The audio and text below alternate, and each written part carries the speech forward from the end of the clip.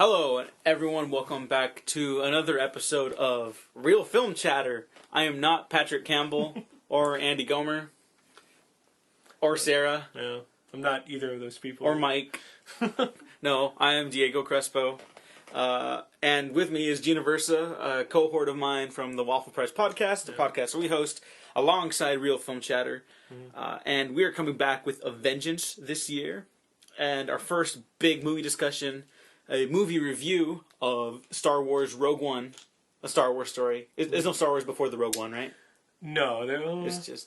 I think for a while it was a thing. It was like Star Wars Rogue One, and then they changed it to Star Wars story. Yeah, yeah, because I think that's all the spin-offs are going to be called a Star Wars story. Okay, I like it. Yeah, no, I like it too. Yeah. So I guess some people they received some kind of backlash for that because they didn't like the title change, like Rogue One, a Star Wars. I think Star Wars story is fine. It's a good way to differentiate it. You know.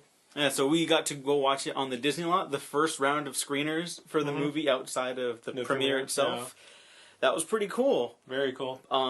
So before we get into our reactions, because I think we definitely have some, what were your expectations going into Star Wars Rogue One? Because The Force Awakens obviously shook the world.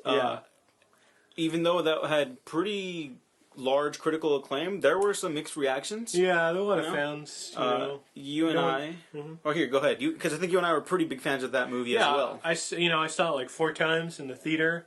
I own it. Seen it even more times. I've listened to complaints about it.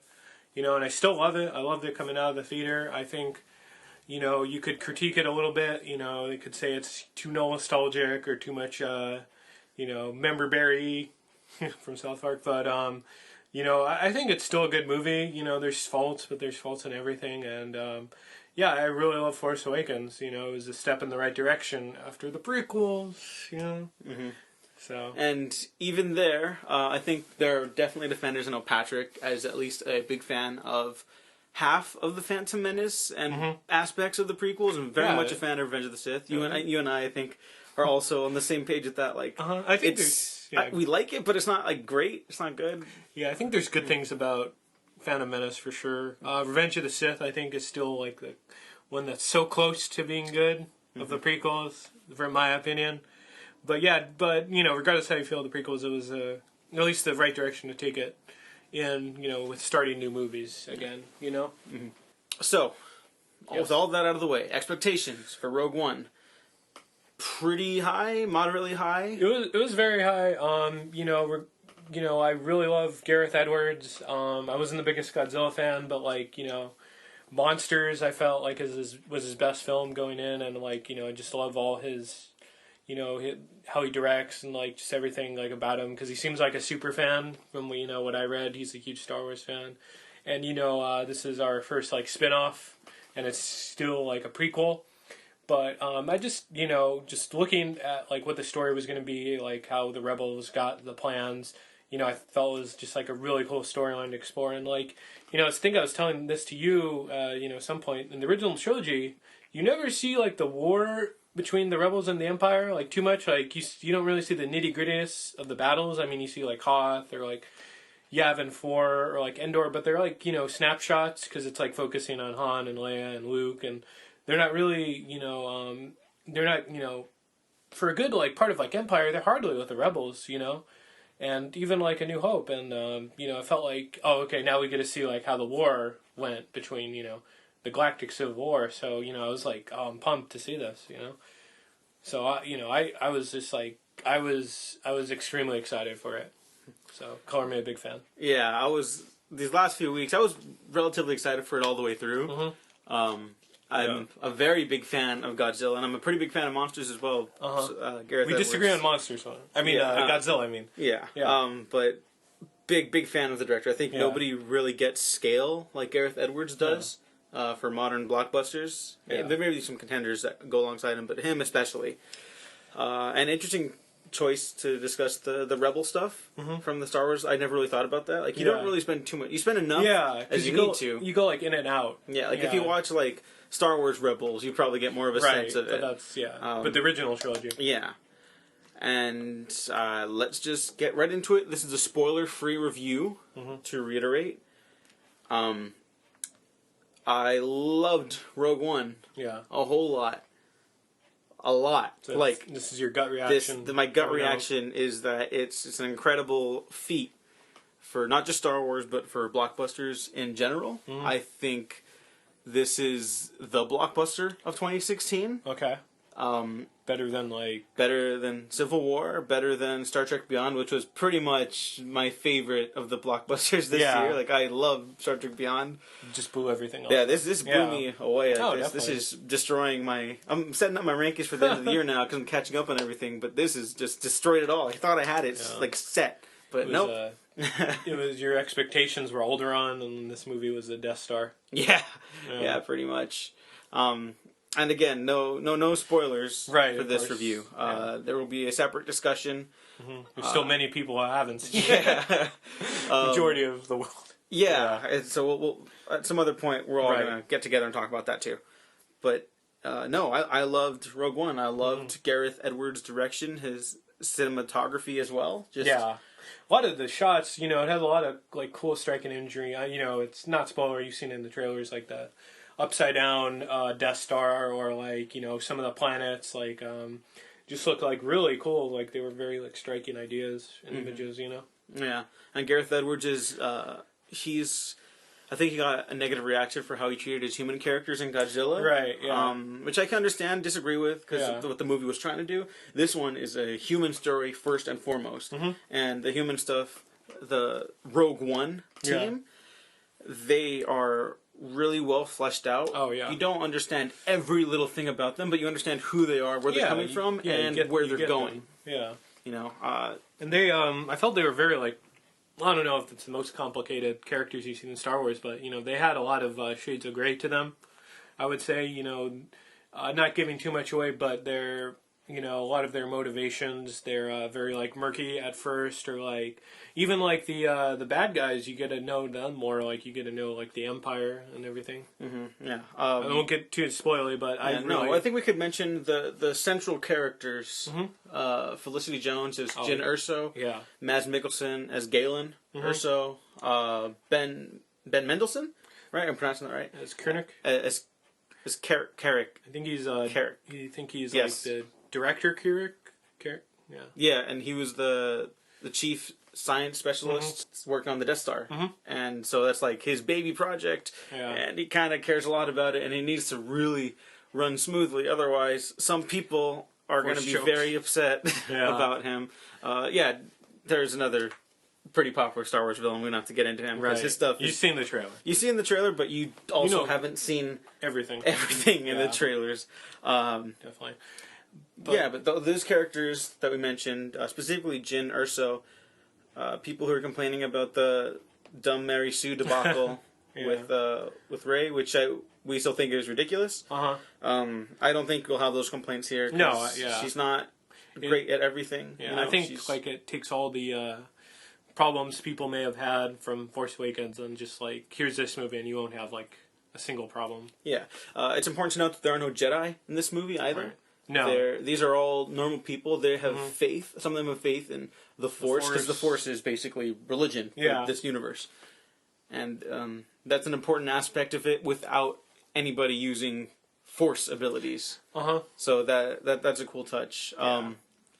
I really like the diversity in the cast as well. Oh yeah, I think people complain about like productions being PC or like politically correct, and like, who cares? Like, it's just, this is not common to see in a big blockbuster. Like, there's a reason people are drawn to the Fast and Furious movies outside of the bombastic action, and that's because you see a lot of people of color alongside the white protagonists. Like, which is it's just a nice thing to have for people. I'm going to say it's representative of the world today. Yeah, exactly. Yeah. And, in this movie, I think, I don't want to, I think it's the first, like, Hispanic actor. Oscar Isaac. He's Guatemalan. Yeah. But first Hispanic is correct. Yeah, and, like... for Oscar Isaac, it's correct. Right. Diego Luna continues that tradition here. Yeah. And he's my favorite character in the movie. Mm-hmm. And, I don't know, for Donnie Yen, is he the first... The first big Asian actor, yes, okay. Donnie Yen. I feel like they were other Asian actors in Star Wars before, but they haven't had the... Yeah, they didn't have big... I mean, they might have had speaking roles, like it might have been pilots or something. Right, yeah. But, which is cool. Mm-hmm. But, yeah, no, everyone deserves a shot in a big Star Wars role, and so, Donnie Yen is remarkable in this. Forrest Whitaker. Yeah, he's great. Yeah, Forrest Whitaker is off the chain insane. Like, I still can't believe that a Star Wars movie has Forrest Whitaker, Mads Mikkelsen, Donnie Yen, all, like, in the same movie. Not just in Star Wars, but in the same movie. That's awesome. Yeah. It's cool to have that kind of movie. And, like, Gareth Edwards casted it extremely well. Yeah, big props to him. And I think these characters and what they're fighting for, because they're all pretty disparate throughout the movie. They all have different goals and ideals, but one thing unifies heroes in the Star Wars universe and villains, and that is the Force. Right. And so, yeah, I mean, there's no shocker. Like, you know pretty much how, not how it's going to end, but you know that this is just a small part in the Star Wars universe. Yeah. And one of the beautiful things... I was going to say, it's like it takes place in the, the paragraphs in between, or excuse me, the spaces in between the paragraphs in the opening crawl. Yeah, almost. Yeah. Almost, yeah. Pretty much. I mean, yeah, almost. I mean, not quite. But I think one of the beautiful things about it is that the movie almost contextualizes how, like, minuscule these people might feel in the grand... Or might look in the grand scheme of things. Yeah. But how they actually end up feeling it and what their impact is so vital to the Star Wars mythos. And even if there were no other Star Wars movies, this would be a good standalone movie on its own. Oh, definitely. Yeah. And you really get the scope of the Empire, because, like, it's the whole universe is occupied by this evil Sith. Yeah, they changed up some of the lines from the trailers, but even in the movie, I think it's kind of paraphrased differently. Where Forrest Whitaker's character, no big spoilers again, where he says, like, the flags of the Empire, like, are all over the galaxy. They reign all over the galaxy, and you really get the feeling in this one. You know? Like, yeah, I never thought about it. The other movies, like, you don't get the scope. There you go. You get the sense of it. You don't get the scope of it. And Gareth Edwards, like I mentioned before, all about scale and scope. And that comes down to even the tiny human moments, because these are a cast of characters that I really grew to love in this one film. Yeah, no, definitely. And they're all played by remarkable actors, Riz Ahmed as well as Bodhi Rook. Oh, that's right. This is the character description, so it's not a spoiler. Imperial pilot who's a turncoat for the rebels. Yeah. And he's great. Yeah, he's great. He's not quite the badass. Like, Diego Luna, I would say, is a badass. Donnie Yen's a badass. Jyn Erso is a badass. Bodhi, the character of Bodhi, is not a badass. He's not a coward, but he's a guy. He's just a guy who knows what's right and what's wrong. Right. And but he's also scared. And I think it's just like the most normal character in a Star Wars movie ever. Yeah. He's not like a military expert tactician. He's not a Jedi. He's not a Force user. He's not a Sith. He's just a guy. Yeah, a dude that just pilots, Yeah. Just a guy being a dude. Right. And, just every character is great. It was very, they're all very inspired, the way they wrote them and just their arcs, it was great. In 2 hours, all these people. Yeah, I mean, it was a little over 2 hours, but a little over, doesn't feel like it. No, it goes pacing. The pacing's really great, and I was never concerned about where the movie was headed, and it nails the landing. I can't really talk about why or how, besides thematically later, but just know that it sticks the landing hard. Okay. And it's fantastic. That's all I'll say. Yeah. It's a good ending. It's a great ending, yeah. But I was wondering how this was all going to play out. Like, you don't see what character stuff they're setting up. Character stuff is set up, and it all comes to fruition throughout, right? Like, these big, powerful moments. But at the beginning, I was just wondering, how is this going to unfold? And is it really going to be that important that I watch this movie? I don't care if it's, like, just, a fun little puzzle piece for the fans, for a Star Wars story, like... It's a great story that's in the Star Wars universe, and it's good. Yeah, it's so good.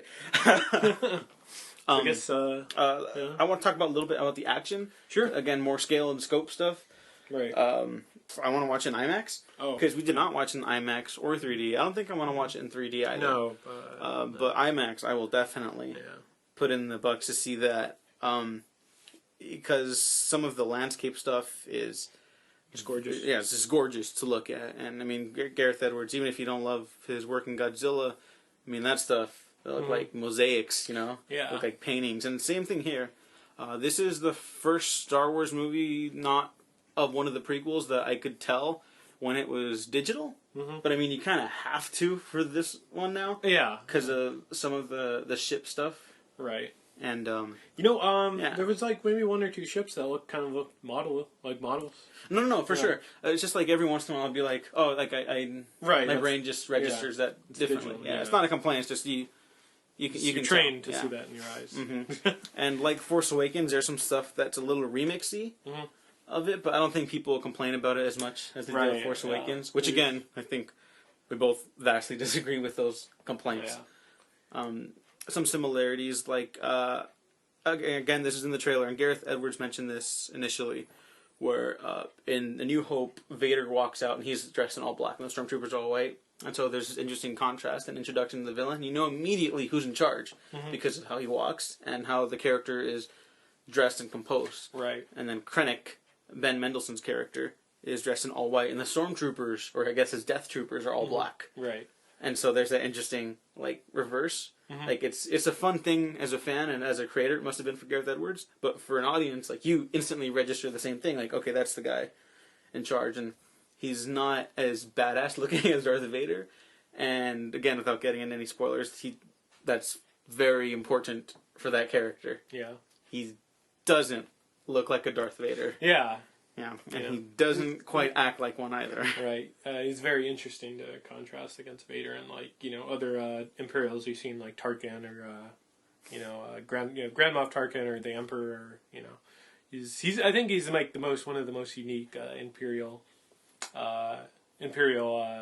officials we've seen. Yeah, I thought they'd make him like a Thrawn type. Yeah. Very much not.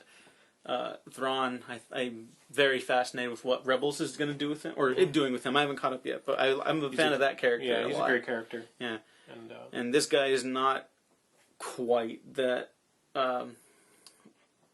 He doesn't have the extent of military tactician skills that these guys do. He's basically just a scientist who has a lot of power. Right. That's most you could say with the Disney sniper looking down the scope right now.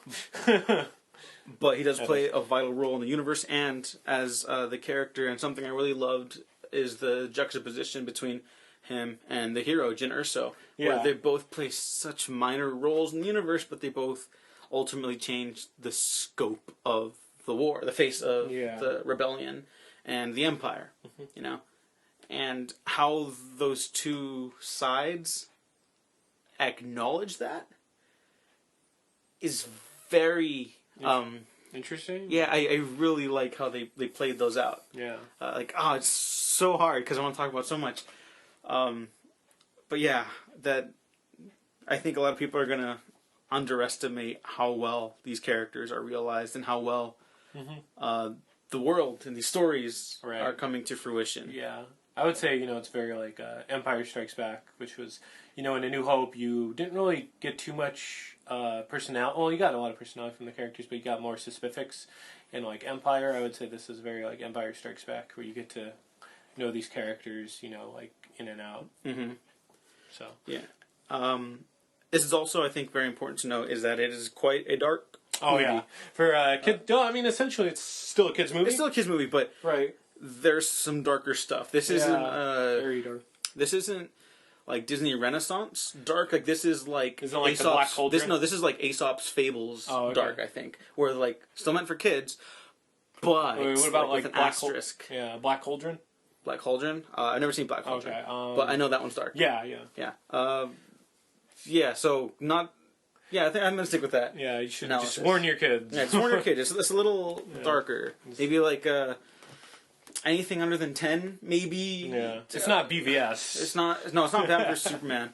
levels of dark. But if you're concerned about the level of violence, or at the very least, sure, the magnitude of such, maybe mull it over. Yeah. For kids. Although Force Awakens does have a stormtrooper getting stabbed in the chest with a lightsaber. Yeah. So I don't know. Well, it is what it is. It is what it is. But it is definitely worth checking out. I think. Yeah, I still am just so floored. Like when we were walking off the Disney lot and they requested it before the movie premiered, not to say anything until we get to our cars. And so Gene and I were talking, and we're just so hard not to say anything like specific. I liked the movie. Yeah. It existed and happened in front of me. Right. And there were eyeballs. Yeah, there was people going into the next showing because, and they haven't seen it, so they're all just like keep quiet. And it left us speechless after the theater. It really did. Literally. Yeah, I didn't know what to say. Like there was a thunderous applause. Yeah. For much better reasons, obviously, than as presented in Revenge of the Sith. But it's like I was like Gene was immediately talking to me about how it was awesome. And I was just like trying to process how much I liked it. Because again, I was looking forward to it. I'm a big Godzilla fan. I'm a big Gareth Edwards fan. Big Star Wars fan. Big Star Wars. Yeah. And it's I think whichever one of those categories you fall into, you will be very heartily satisfied. Right. Yeah, definitely. I think so. Any other thoughts? Anything else you want to mention? I mean, any other stand? Who do you think was a standout of the cast? We didn't even talk about Alan Tudyk as K2SO. K2SO. Yeah. I think K2SO was like one of the standouts for me. Donnie Yen for sure. His character is amazing. He has like one of the best fight scenes in the whole movie. Yeah, we can talk about his character a little bit too. Yeah. Again, non-spoiler because it's in promotional materials and trailers. He's blind, and so he puts his faith entirely in the Force and his best friend, Zhang Wen, as Baze. They didn't really say his name too often. I kind of mixed it up. Mulbus. But Zhang Wen is also very good. He's more stoic and like hardened than Donnie Yen's character. Right. Who, again, like one of them has like they could put their entire life in the hands of the Force. And the other one's like, I got a gun that'll protect us. Like there's even this early line where he's like the Force protected me. It's like I protected you. Right. Nothing beats a blaster. Yeah, it's that kind of mentality. Yeah. And I think that's a very interesting way of also incorporating previous ideas of a Star Wars movie and using it to showcase new themes. Like I don't know how many times like they talk about. K2SO, his whole character is about like identifying like the percentage and the chances of survival in combat and stuff. Right. We've seen that with 3PO. Yeah, and then that Han Solo line kept ringing in my head, like, never tell me the odds. Yeah. Because the odds don't matter. It's about the willpower, the strength of many, and faith. That's it, yeah. Hope. There you go. Hope, hope is a very popular theme for the Star Wars movies, and for good reason. Right.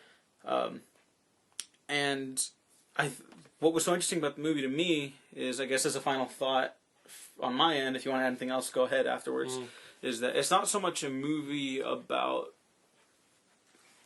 preserving hope as much as it is about establishing it in the first place. Right. And I guess that's also why it kind of feels so dark at the beginning. Yeah, because the galaxy. I think it's a month or a month or so before New Hope, and I think the Galactic Senate just got disabled or just got shut down, and like it's a universe in Star Wars is in a very dark place, and very heavily inspired by World War II, the Nazi stuff. I mean, the Stormtrooper stuff. Yeah, like throughout the entire original Star Wars trilogy, where this kind of made me think to bring in another franchise, or Captain America and Nick Fury talking Winter Soldier about how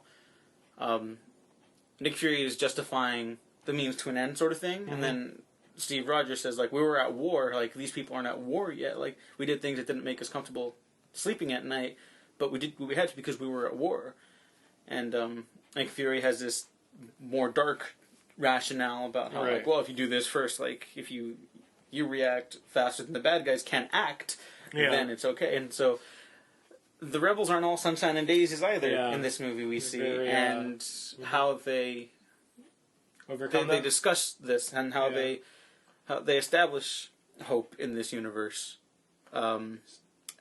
Leads to very interesting discussions theologically and for the entire Star Wars universe, with some very memorable characters that I grew to love very quickly. Yeah. And yeah, this a great movie. Yeah, it's awesome. Yeah. Anything else you want to add? Just from my immediate gut reaction. Mm-hmm. Jeez. Just everything about it was perfect. Just loved all the choices they made. The music was great. I think Michael Giacchino did pinched hit for John Williams, because he can't be on all the Star Wars movies we'd like him to, but he did an amazing score. I loved all the creatures, I mean, they were doing this with Force Awakens, bringing back, practical effects and little puppets and stuff, but they really hit home with this movie. We had so many cool characters that were puppets or very original trilogy, hate to, talk crap about the prequels, but, it's cool to see that back. And, I just came out, I was just calm before I was going to see it, I knew what I was expecting. I was just I wasn't, not getting excited, but I was just oh, I'm ready for this. And, I came out of the theater and I came out, so happy and just so glad, got to see this, great tale and this kind of, standalone Star Wars story that, in the universe, So I was just happy as could be. The Force was with me. Yes. Yeah, coming out. This is whatever rankings you got. This is up there. This is an A. Yeah. Yeah. I would give it an A. I think I might like it just a little bit more than Force Awakens. Yeah, I know. As someone who loves Force Awakens, I like Rogue One more. Yeah. I'm not going to say screw the Force Awakens. You can like both at the same time. They're both good. They're both good in very different ways, and I preferred Rogue One's goodness. Right. Yeah, maybe it'll change later, but right now that's... Yeah, damn. Maybe with the Yoda movie. Maybe, that Yoda movie might blow you away. If it's directed by Terrence Malick and shot by Chivo, then sure. Okay. But speaking of standalone Star Wars movies... I guess that gives us to the next part. Yeah. What expectations do you have for the other standalones now? Oh, geez. So, we have a Han Solo movie confirmed. Mm-hmm. It has directed by Lord and Miller. Good hands. Good hands. Lawrence Kasdan. If it wasn't directed by them, I would have no interest in it. Yeah. Lawrence Kasdan is scripting it again. He wrote Empire Strikes Back. He's the king. I think he worked on Raiders of the Lost Ark. He could do no wrong. I really like the actor who's playing Han. His name escapes me. Alden Ehrenreich. Yeah, Alden Ehrenreich from Hail Caesar. Hail Caesar. He was great. With the two so simple. Yeah, that's it. Donald Glover's going to be in it. Amelia Clark now. It looks really good. I have high expectations. I guess my own theory. It seems like it's going to be like a heist movie or something like that. I don't think it'll, because we're in the prequels, because these are more or less prequels. A lot of the standalone stories so far, with the prequels, kind of was hurt by having to explain everything. I think there's a good Patton Oswalt joke where he's like, "Oh, you like," cause when he's talking about the prequels, he's like, "Oh, when I heard about the prequels, it's like George Lucas said to me, it's like, do you like Darth Vader?" It's like, "Yeah, I love Darth Vader." "Oh, in this movie, you get to see him as a kid." Or it's like, "You like Boba Fett?" It's like, in this movie, you get to see him as a kid too. It's like, is he evil? No, his dad dies and he's sad. But, for Han Solo, it doesn't seem like it's the origin of Han Solo. You won't see, how he came to be. This is just, maybe just a tale in Han Solo's, long history. Mm-hmm. Or maybe we'll see, one or two specific beats, how he gets the Falcon or something like that. Yeah, if it's about, how he gets the Falcon. Won't be his origin story. Yeah, that'd be cool. Cause, Terminator Salvation. One of my co-writers at Audiences Everywhere, Sean Fallon, always had this great reaction when I asked him about why he never watched Terminator Salvation. It's because with an interview with director McGee, he said, in this movie we're going to talk about, or we're going to see how Kyle Reese gets his sneakers. Who cares about the sneak? I don't want to see Han Solo get his vest. Right. It's I just want a good story. And Salvation has some good beats, admittedly. Right. But Lord and Miller are much smarter directors it's in than good hands. anyone can give them credit for, because whenever they work on a project, surprise, it's actually great or maybe a masterpiece. Yeah. So, yeah, I think it'll be good. We'll look forward to it. And then, I don't know if they're still doing the Boba Fett movie. Boba Fett, it was with Josh Trank. Yeah, I mean, they never really came out and said, but it was implied. From what I read, he was like, it was like, well, this is just hearsay, but he was like, he was going to go to Celebration, Star Wars Celebration. No, he was supposed to. He was, and then he got quote unquote sick. He got sick. Fingers doing the finger quotes. And he couldn't make it, but apparently he was going to announce, like, yeah, we're doing a Boba Fett movie. They had everything queued up. They had, like, footage and all this, and you made Fantastic Four, and the rest is history. Yeah, we won't get more into that. We spoke about that plenty of times on Real Film Chatter. Yeah. Whatever happened, it didn't work out with him and Disney. But I think there's going to be a good chance there'll be a Boba Fett spinoff, I would look forward to that. I feel like Boba Fett is... I know the fans, we have built up Boba Fett in our heads, but he doesn't do too much in the original movies or in the prequels either as well. He's just, he's in the background. He shoots people 1 or 2 times. He follows the Falcon. That's cool. He tricks them, but then he falls into a Sarlacc pit. Which I still think is a great beat, because he's built up as such a badass, then Han Solo accidentally kills him. If he crawls out at the end, that would be a good beat. Sure, why not? I don't know. I like his death. Okay, all right. But, I would look forward to that. I would too, even though I like his death. If it was like a standalone sequel to Return of the Jedi, cool. Yeah, that would be cool. Like, I think a Boba Fett movie would be, worth exploring. Oh, wait. Okay, a Han Solo movie, a Boba Fett movie. Okay. And then another standalone movie where they team up. Oh, yeah. That'd be cool. Boom! There you go. Be about the bounty hunters or something. Yeah. Yeah. Awesome. Maybe they both get into the crosshairs of some crime syndicate from as far side of the galaxy from way back when. See them team up. Yeah, and they have to team up to survive. Yeah. There you go. Boom! Lethal Weapon in space. Picture right now to Disney. We were just there. Could have talked to Bob. I heard there's a Max Rebo movie coming, a Max Rebo spinoff. I'm Not a Blue Elephant. To see how he escaped Jabba's barge. No, I'm just kidding. I think we could comment that there might be a Yoda movie. That's definitely a possibility. You're really on the fence? I'm on the fence, but anything's possible. Right. I mean, this is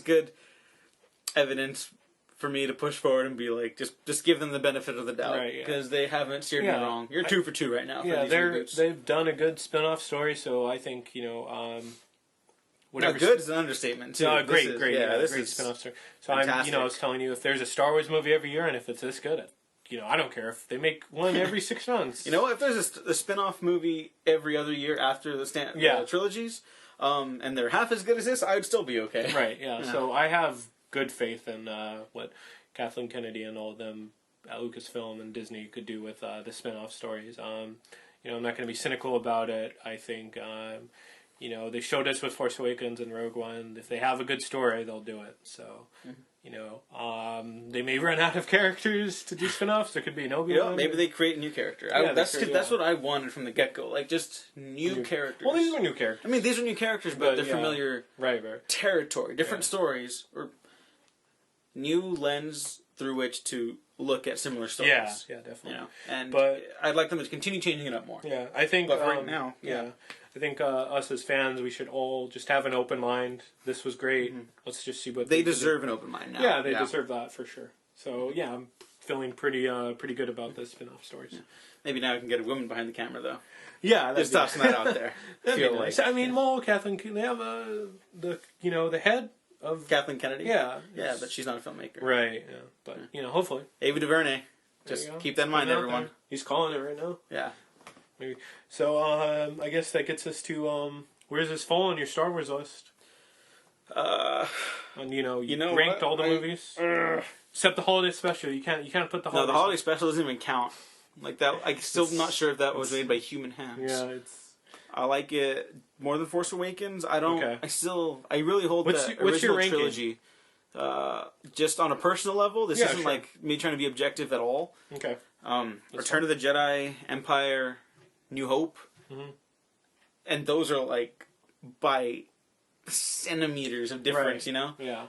I still hold those to like a very like high pedestal. Yeah. So Rogue One, probably more holiday rewatches will like Rogue One rewatches will probably solidify it even higher. But right now it's right underneath them too. But it's in the same same league. Okay. For sure. Alongside Force Awakens. Yeah. And the holiday special. No.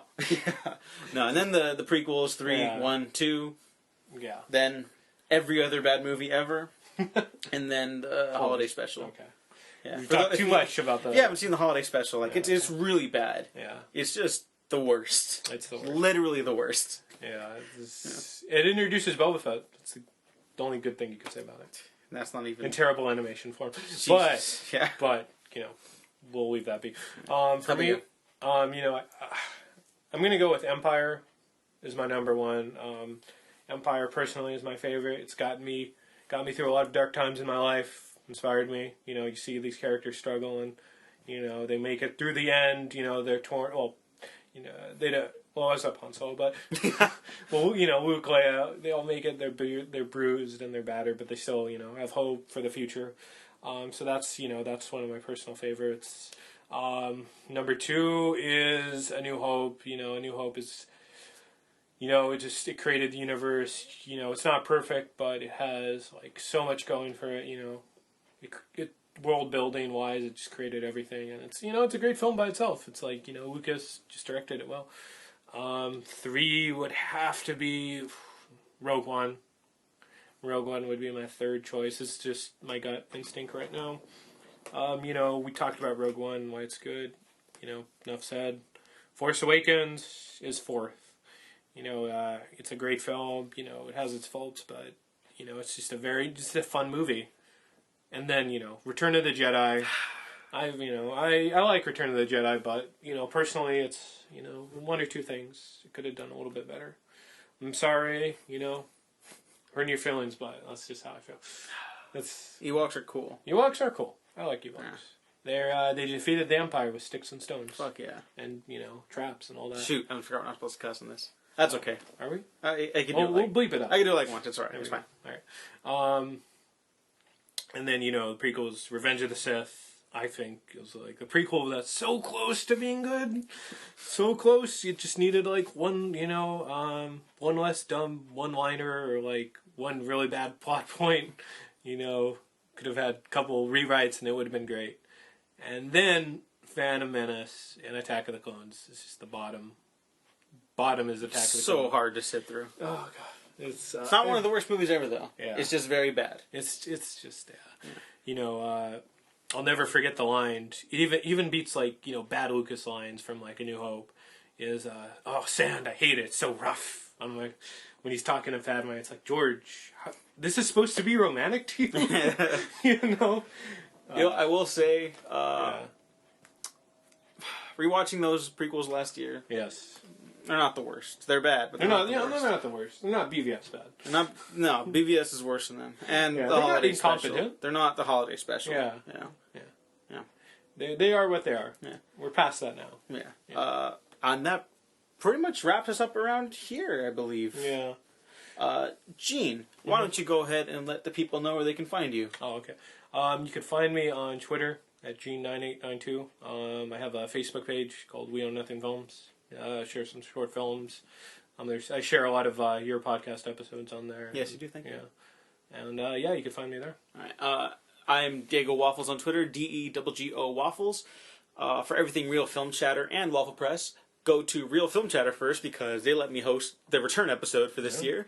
RealFilmChatter.net, Real Film Chatter on Twitter, Real Film Chatter Facebook, YouTube. There'll be a YouTube version of this as well. Mm-hmm. And then to follow up on this, for the Waffle Press, for our December episode, we are talking Rogue One and tossing in some Christmas stuff later. We also did a 3-series Star Wars special last year. 4 series. 4, that's right. 4 series Okay. discussing every prequel. Let me just do that again. Okay. Also, last year on the Waffle Press, we did a 4-episode special on the Star Wars prequel trilogy and the original Star Wars trilogy in preparation for The Force Awakens. So go ahead and check those out as well. They're a very different sort of review series. Probably the geekiest thing I've ever done, but You've done a lot of geeky proud things. of it. Yeah, but that's up there. Yeah, definitely check those out as well as everything Real Film Chatter and Waffle Press. So thank you so much for listening, guys. And I'm so used to saying I'm professionally unprofessional, so I will just say, May the force be with you. may the force be with you.